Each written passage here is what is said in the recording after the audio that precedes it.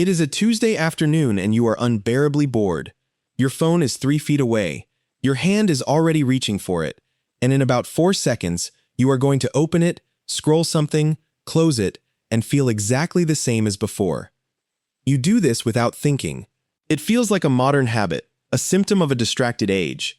But here is the strange part. 40,000 years ago, a human sat inside a cave with absolutely nothing to scroll, no screen, no music, no one to call, and felt the exact same restless itch you are feeling right now. Boredom is not new. Boredom is ancient, and what your ancestors did about it built almost everything you now call culture. You have probably never thought of boredom as dangerous.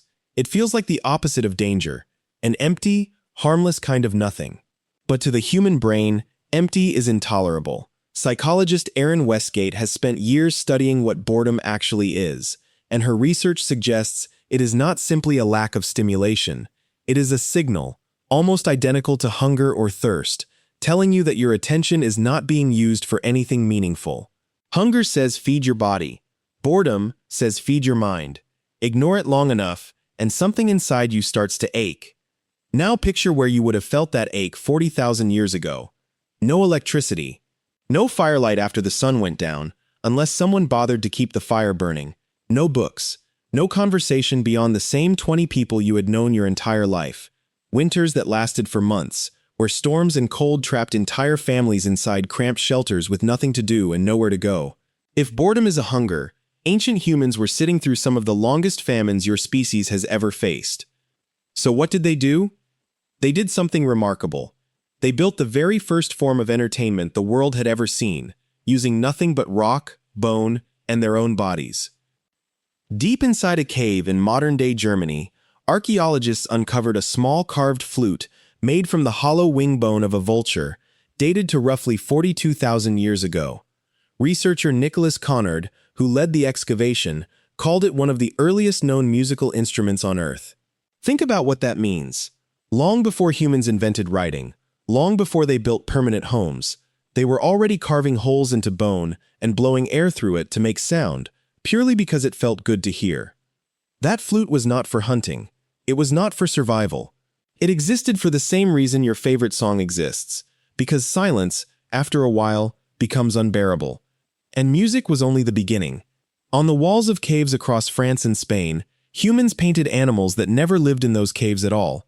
Horses that ran wild across open plains, painted deep inside dark tunnels where no horse could ever wander. Archaeologist Jean Klotz, who studied the Chauvet cave paintings extensively, noted that many of these images required climbing, crawling, and working by flickering torchlight in complete isolation. This was not a quick task. Some paintings took days. Some artists worked alone in the dark for hours, tracing lines that would not be seen by another living person for tens of thousands of years. Why would anyone do that? Because creating something, even in total isolation, gives the restless mind somewhere to go. Your ancestors were not just decorating walls. They were doing the exact thing you do when you doodle in the margin of a notebook during a meeting that will not end. Occupying a mind that refuses to sit still.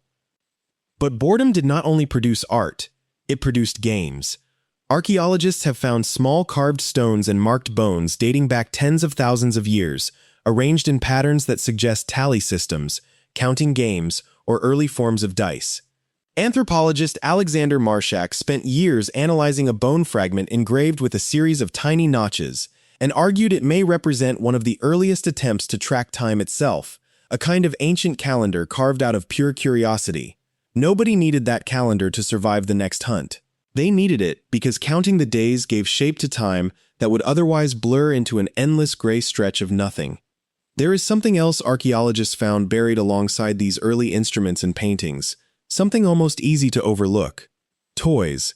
Small clay figures shaped like animals, some with holes drilled through them as if meant to be spun or swung on a string. Archaeologist April Noel has studied evidence suggesting that play itself, the kind with no purpose beyond passing the time, may stretch back tens of thousands of years among early humans and even earlier hominin relatives. Children were not the only ones playing. Adults, too, appear to have carved small objects purely to fidget with, to pass idle hours around the fire the same restless way you might click a pen or tap your foot during a long meeting. Storytelling filled the rest of the silence. Before written language existed, anthropologists believe oral storytelling was likely one of the primary ways ancient humans filled long, dark, uneventful hours. Researcher Daniel Smith, who studied storytelling traditions among modern hunter-gatherer societies as a window into ancient behavior, found that campfire stories served purposes far beyond simple survival lessons. They entertained, they connected, they gave shape to nights that would otherwise stretch on in featureless dark. A good storyteller, Smith's research suggests, was valued as highly within these communities as a skilled hunter, because a mind fed on stories was a mind less likely to fracture under the weight of endless empty time. Here is the twist, the part that changes how you should think about your own boredom completely. Every one of these behaviors, the flute, the paintings, the counting games, costs something. Time that could have been spent hunting. Energy that could have been spent resting.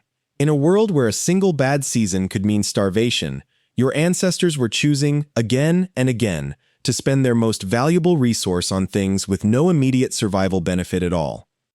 And evolution let them. Anthropologist Robin Dunbar has argued that the human brain grew as large as it did partly because of the social and creative demands of group living, not just the physical demands of hunting.